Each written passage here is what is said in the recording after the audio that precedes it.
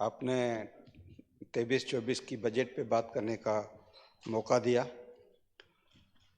पहले तो मैं पीडीएम कोalition पार्टनर पीएम साहब, finance minister, chairman Bilawal Bhutto Zardari, को चेयरमैन आसिफ अली जरदारी साहब को मुबारक देता हूं कि इन मुश्किल हालात में ये टैक्स फ्री बजट दी गई है। इस बजट में ख़ास करके जो तनख्वाह बढ़ाई गई है, ये तारीफ़ की बात है। 35% तनख्वाह 1 से 16 ग्रेड तक बढ़ाई गई है और 30% 17 से ऊपर के ग्रेड की बढ़ाई गई है। ये एक तारीख़ी काम है। इस बजट का बहुत अच्छा ये इक़दाम है। मैं बजट से पहले कुछ पॉलिटिकल बात करना चाहता हूँ, उसके बाद मैं बजट पे बात करूँगा और बजट में कुछ चीज़ें खामियां भी हैं, वो भी मैं बात करना चाहूँगा। लेकिन उससे पहले मैं 9 मई के वाक़े पे बात करना चाहूँगा। 9 मई एक स्याह दिन था। यकीनन हम इसको 9/11 से तशबीह कर सकते हैं, क्योंकि इस दिन पे एक अनडेमोक्रेटिक पार्टी ने हमारे फौजी तनसीबात और जो फौजी हमारे बॉर्डर्स पे तहफ़्फ़ुज़ करते हैं, शहादतें लेते हैं, शहीद होते हैं, उनकी उन्होंने बेहुरमती की। हम उसको कंडेम करते हैं। पूरे पाकिस्तान की आवाम उसको कंडेम करती है। ये अमल हमारा दुश्मन भी नहीं कर सकता जो उन्होंने किया है। इसकी हम सब मज़म्मत करते हैं और इनको सज़ाएं मिलनी चाहिए। जिसने भी ये इक़दाम किए हैं उनको सज़ाएं मिलनी चाहिए। इसमें पूरी आवाम, हम जो माइनॉरिटी से ताल्लुक़ रखते हैं वो भी कंडेम करते हैं। उन्होंने जो आवाम और फ़ौज के बीच में जो रिश्ता था, उसको रिश्ते को ख़त्म करने की कोशिश की है, लेकिन पाकिस्तान की आवाम कभी भी इस रिश्ते को ख़त्म नहीं कर सकेगी। हम इनके साथ हैं, जमहूरियत के साथ हैं, जमहूरी लोग हैं, जमहूरी पार्टी से ताल्लुक़ रखते हैं। कभी भी इन ऊंचे हथकंडों को हम कामयाब होने नहीं देंगे। उसके बाद हम फ़ॉरेन पॉलिसी के हवाले से भी बात करना चाहेंगे कि हम फ़ख्र करते हैं चेयरमैन बिलावल भुट्टो जरदारी पे, जो फ़ॉरेन मिनिस्टर है। उन्होंने पाकिस्तान का नाम ऊंचा किया है। फ़ॉरेन पॉलिसी में ये साबित करके दिखाया है कि वो जमहूरियत के अलमबरदार मोहतरमा बेनज़ीर भुट्टो का बेटा होने का सबूत दिया है। ख़ास करके वो जब इंडिया गए थे, वो वहाँ कश्मीर की बात करके आया है, वहाँ दिलेरी का काम करके आया है। वहाँ उनको मैसेज दिया कि कश्मीर हमारा हिस्सा है और उनको ये साबित करके दिखाया कि ये मोहतरमा बेनज़ीर भुट्टो साहब का बेटा है, जो वहाँ आँखों में आँखों मिला के बात कर सकता है। लेकिन मुझे हैरानगी है, हम पाकिस्तान की आवाम को हैरानगी है कि इस कदम को भी यहाँ एक अनडेमोक्रेटिक पार्टी पीटीआई, उन्होंने इस अमल को कंडेम किया। उनको शर्म आनी चाहिए कि जिस तरीके से कश्मीर का वहाँ नाम उजागर किया, वो कोई भी पार्टी ऐसे नहीं कर सकती। और इन्होंने बेशर्मी की बात की और वो मेरे ख्याल में सियासत करने के लायक भी नहीं है, क्योंकि वो हथकंडे इस्तेमाल करते रहे हैं जो पाकिस्तान दुश्मन जो करता है। दुश्मन भी ऐसी हरकतें नहीं कर सकता जो इन्होंने ये हरकत की है। और जिस तरीके से कश्मीर की बात वहाँ की है, तो उससे कश्मीरी भी खुश है।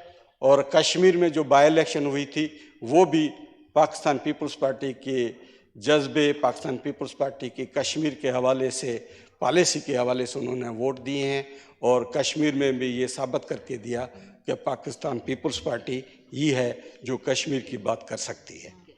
उसके बाद मैं बजट पे भी बात करना चाहूँगा। पहले मैं बजट में एनर्जी के हवाले से बात करूँगा। यहाँ अगर एनर्जी का मिनिस्टर होता तो अच्छी बात हो थी, लेकिन नहीं है। मैं उम्मीद रखता हूँ कि यहाँ फिनांस मिनिस्टर भी बैठी हैं और यहाँ फिनांस के ब्यूरोक्रेट भी होंगे, वो ज़रूर हमारी बात ज़रूर नोट करेंगे। ख़ास करके मैं जिस हलके से ताल्लुक़ रखता हूँ वहाँ कोयला है और कोयले से एनर्जी पैदा हो रही है।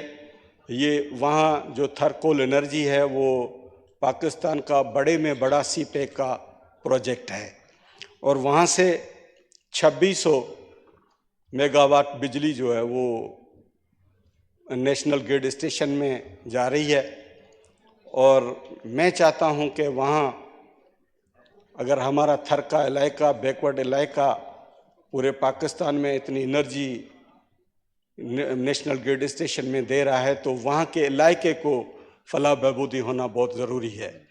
उसके हवाले से वहाँ इलेक्ट्रिफिकेशन के हवाले से जो हमारे विलेजेस हैं थर के, वहाँ तकरीबन 75% वहाँ हमारे डिस्ट्रिक्ट में इलेक्ट्रिफिकेशन नहीं है।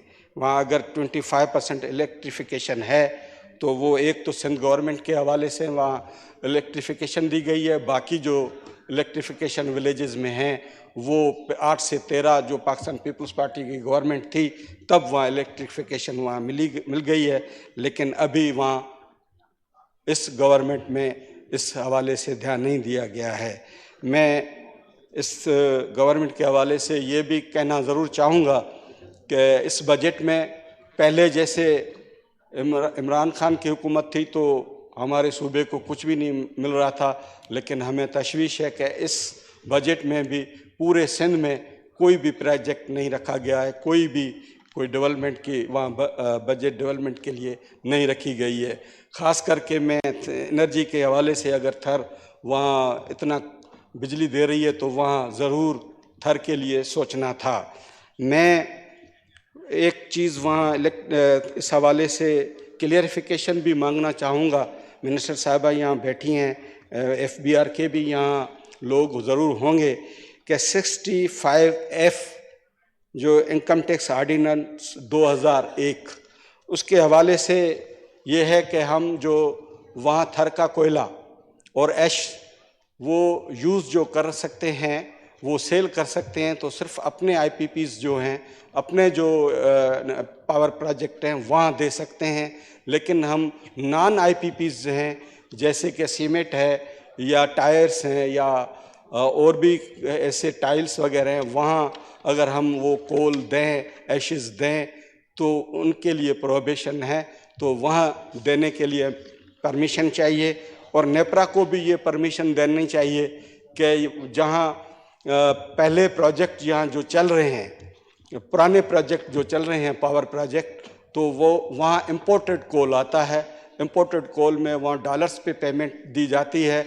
अगर उनको प्रोमोट करके उसको ओल्ड को न्यू प्रोजेक्ट में कन्वर्ट किया जाए तो वहाँ हम अपना कोल, थर कोल में वाफर कोल है, अगर वो कोल दें तो उस पर अर्निंग भी होगी और इस पर टैक्स नहीं लगाएं, तो मेरे ख्याल में ये नेपरा को परमिशन देना चाहिए। ये मिनिस्टर साहब भी यहाँ बैठी हैं तो इन चीज़ को ज़रूर नोट करेंगे तो इससे वहाँ फ़ायदा होगा। और ख़ास करके मैं यहाँ प्राइम मिनिस्टर के हवाले से बात करूँगा। ये फाइनेंस मिनिस्टर ज़रूर नोट करेंगी कि प्राइम मिनिस्टर साहब हमारे पास वहाँ थरकोल में 2 बार आए थे। एक आए थे 22 में 10 अक्टूबर 2022 में, तब वहाँ उन्होंने ऐलान किया था, प्रोमिस किया था कि हम 5 करोड़ वुमेन एम्पावरमेंट ड्राइवर्स के हवाले से वहाँ ऐलान किया था। तो उसके लिए इस बजट में पैसे रखे गए हैं या नहीं मैंने नहीं देखे हैं, लेकिन वो अनाउंसमेंट जो कमिटमेंट हैं वो पूरी होना बहुत ज़रूरी है। दूसरी कमिटमेंट अभी आए थे वहाँ 22 मार्च 2023 पे, तब ये कमिटमेंट की थी कि 5 करोड़ रुपए हम दे रहे हैं वहाँ हेल्थ के हॉस्पिटल के हवाले से, तो वो भी कमिटमेंट पूरी होनी चाहिए। वो भी थर फाउंडेशन में वहाँ इंडस हॉस्पिटल बन रही है, तो वहाँ 5 करोड़ की जो अनाउंसमेंट है, कमिटमेंट है, ये पूरी होना बहुत ज़रूरी है। मुझे यकीन है कि ये फाइनेंस मिनिस्टर साहिबा ज़रूर नोट करती होंगी। दूसरी चीज़ कि वहाँ ये भी अनाउंसमेंट हुई थी कि मार्च में वहाँ रेलवे ट्रैक जो है वो कंप्लीट होगा। वो कोल को वहाँ से छोर से थर तक ले आने के लिए, लेकिन उसके हवाले से भी अभी तक कुछ नहीं हुआ है, उसके लिए भी सोचना बहुत ज़रूरी है। दूसरी, इस बजट में एग्रीकल्चर के हवाले से अच्छा इक़दाम किया गया है। एग्रीकल्चर यकीनन हमारी रीढ़ की हड्डी है। एग्रीकल्चर बेस्ड हमारा मुल्क है, हमारा कंट्री है। एग्रीकल्चर को हम बूस्ट करेंगे तो यकीनन लोगों को, आवाम को फ़ायदा होगा। उसमें जो 18 बिलियन रखे गए हैं, 18 बिलियन पहले थे, अभी उसको बढ़ा के 22 बिलियन रखे हैं कि 50,000 ट्यूबवेल जो है उनको सोलर पे कन्वर्ट किया जाएगा। तो ये बहुत अच्छा इक़दाम है, लेकिन इसके लिए मैं ये कहूँगा कि सिर्फ ये जो हैं एग्रीकल्चर के हवाले से हैं, लेकिन जो बैकवर्ड एरिया है, जैसे मैं एक बैकवर्ड डेजर्ट का डिस्ट्रिक्ट है, वहाँ से ताल्लुक़ रखता हूँ, तो वहाँ पानी पीने के लिए भी नहीं है। वहाँ हमारे ट्यूबवेल काफ़ी लगे हुए हैं, और ट्यूबवेल जो हैं वो इलेक्ट्रिसिटी पे हैं या जनरेटर पे, उस पर ज़्यादा कास्ट आती है। तो अगर उसको भी सोलर किया जाए और इसको इसमें इंक्लूड किया जाए तो मेरे ख्याल में ये भी एक अच्छा मैसेज आएगा। ये भी हमारी पॉइंट जो है नोट की जाए। और वहाँ मेरा डिस्ट्रिक्ट जो है 22,000 किलोमीटर पे मुश्तमिल है, वो पूरा डेजर्ट है, और मिरपुखास डिवीजन और सिंध के काफ़ी इलाके जो हैं वो रिमोट एरियाज़ हैं, और ये जो बारानी इलाका है तो उसको बिल्कुल छोड़ा जाता है कि यहाँ एग्रीकल्चर नहीं होगी।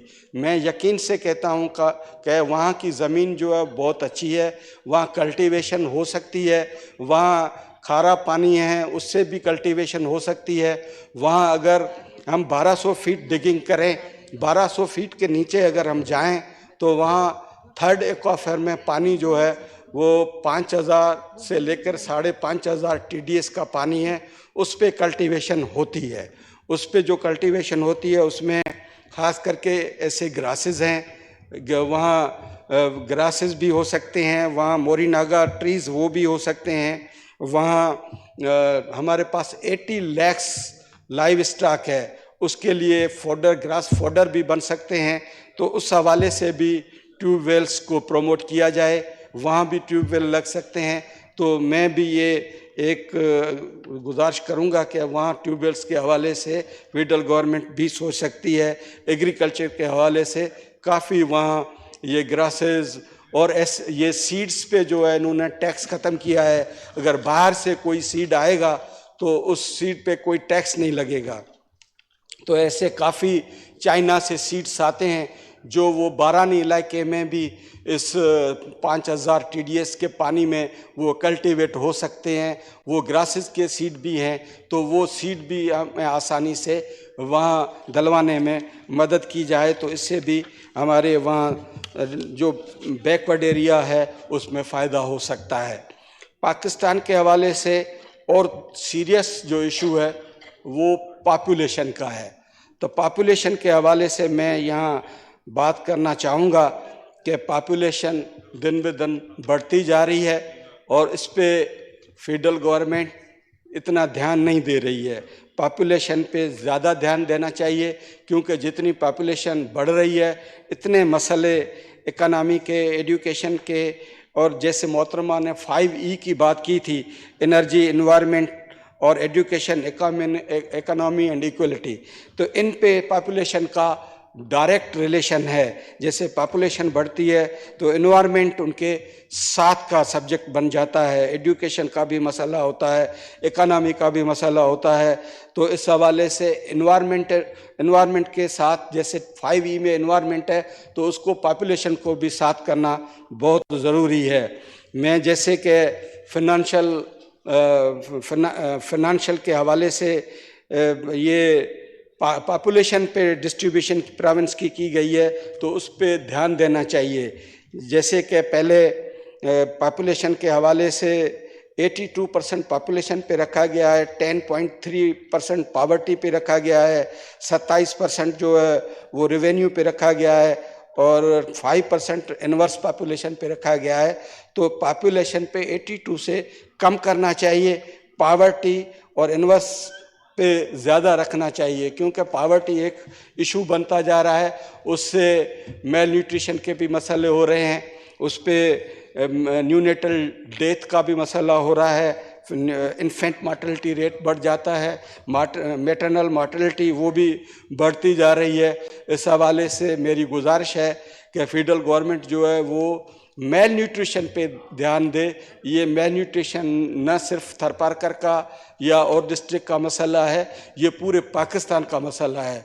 मेल न्यूट्रिशन पे हम अगर ध्यान नहीं देंगे तो उससे न्यूनेटल डेथ्स का रेशो बढ़ जाता है, इन्फेंट मॉर्टलिटी बढ़ जाती है, मैटरनल मॉर्टलिटी बढ़ जाती है।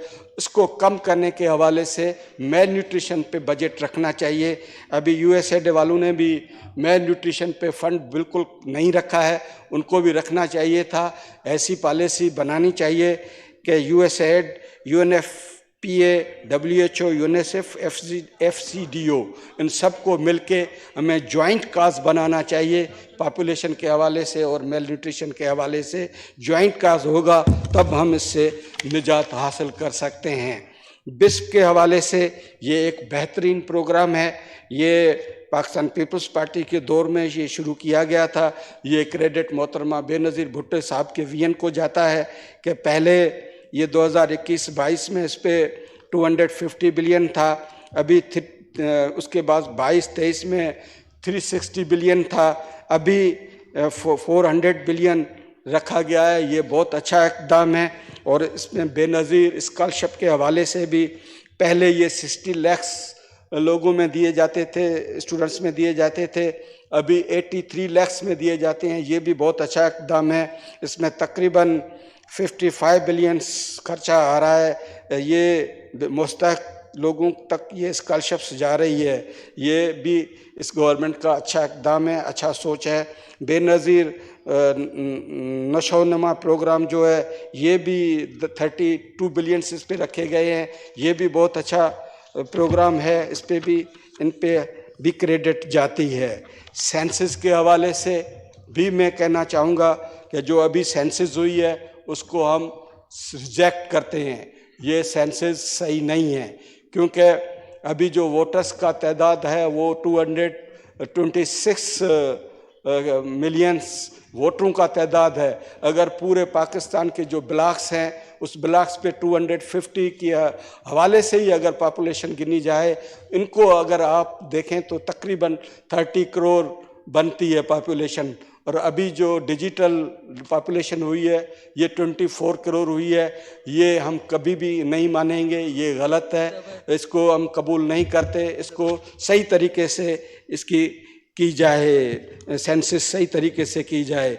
यहाँ हमारे दोस्त काफ़ी कहते हैं कि कराची के लिए कुछ भी नहीं किया गया है, लेकिन मैं दावा से कहता हूँ, विसूख से कहता हूँ कि सिंध गवर्नमेंट ने कराची के लिए काफ़ी कुछ किया है, हेल्थ के लिए किया है, डेवलपमेंट काफ़ी जा रही है।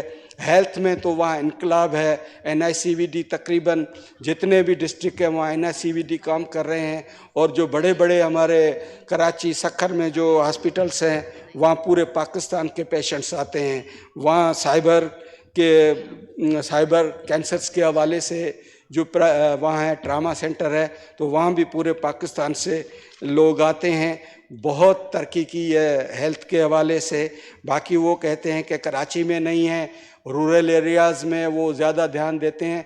लेकिन रूरल एरियाज़ में अगर आप पॉपुलेशन के सिवा और चीज़ भी अगर बैकवर्डनेस देखेंगे और उनकी रिवर्सनेस देखेंगे कि वो दूर दूर इलाके में रहते हैं, उन लोगों की रहने कहने देखेंगे तो उनको भी उनका हक मिलना चाहिए। वहाँ भी उनकी बुनियादी हकूक़ का ध्यान देना बहुत ज़रूरी है, देते हैं। ये भी कहा जाता है कि वहाँ एग्रीकल्चर के हवाले से वहाँ जो ज़मींदार है वो टैक्स नहीं देते, लेकिन मैं यकीन से कहता हूँ यहाँ भी हमारे MNAs काफ़ी ज़मींदार हैं, वो भी आपको गवाही दे सकते हैं कि वो प्रोविंशियल एग्रीकल्चर टैक्स अलहदा देते हैं।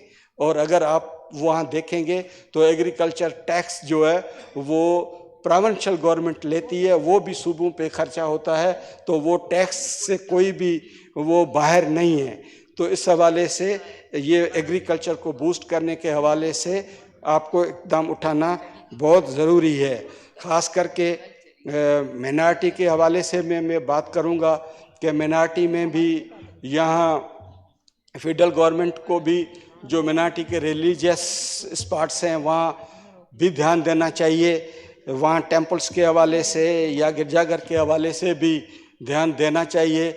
और मैं अपनी पार्टी के हवाले से कहता हूँ कि हमारे पार्टी में कोई तफरक नहीं है।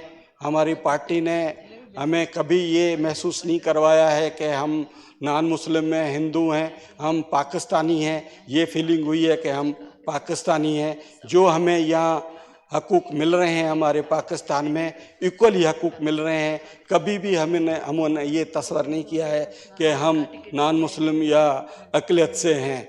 ये हमारे पड़ोसी मुल्क को भी हम मैसेज देना चाहते हैं कि जो हमें यहाँ आज़ादी है वो आप अपने मुल्क में, जैसे इंडिया है वहाँ अपने मुल्क में वो आज़ादी नहीं दे रहे हैं। कश्मीर का मिसाल आपके आगे है। उनको ये मैं मैसेज देना चाहता हूँ कि आप देखें कि यहाँ पाकिस्तान में हमें कितनी आज़ादी है, कितने हकूक़ यहाँ मिल रहे हैं हमें यहाँ कभी फीलिंग भी नहीं हुई है कि हम कोई अक़लियत से या नॉन मुस्लिम हैं। यहाँ हमारी पार्टी है, हमें टिकट्स भी देती है, यहाँ जीत के भी आते हैं, नेशनल असेंबली में भी जीत के आते हैं, प्रोविंशियल असेंबली में भी जीत के आते हैं। हमें हिंदुओं से, अगर मैं हिंदू हूँ तो हिंदुओं से ज़्यादा हमें मुस्लिम भाइयों के वोट मिलते हैं। ये हमारे पार्टी का सोच है, हमारे पार्टी का विजन है, उस विजन के हवाले से हमें यहाँ वोट मिलते हैं। तो इससे हम आपको ये सबक हासिल करना चाहिए कि यहाँ हम कितने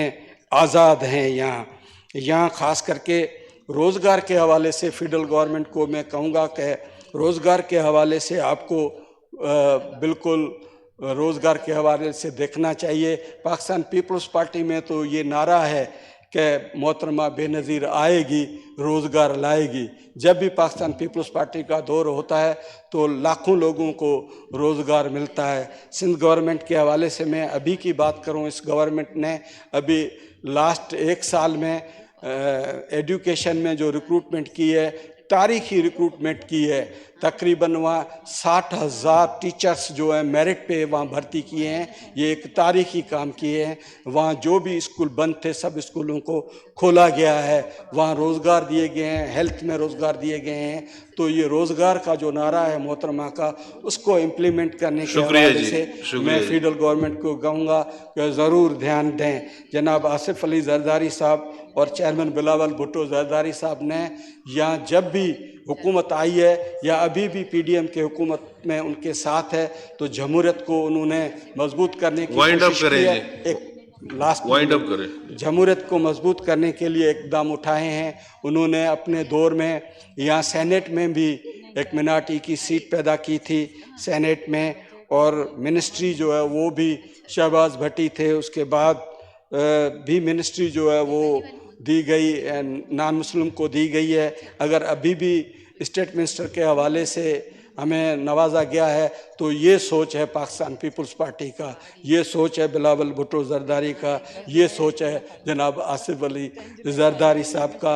वो 11 अगस्त भी है, वो भी यहाँ जैसे कायद आज़म मोहम्मद अली जिन्ना ने ये कहा था कि पाकिस्तान में रहने वाले अक़लियतों को हकूक़ दिए जाएंगे, तो उनको इम्प्लीमेंट करने के लिए भी पाकिस्तान पीपल्स पार्टी ने 11 अगस्त को सेलिब्रेट करने के हवाले से रखा गया है।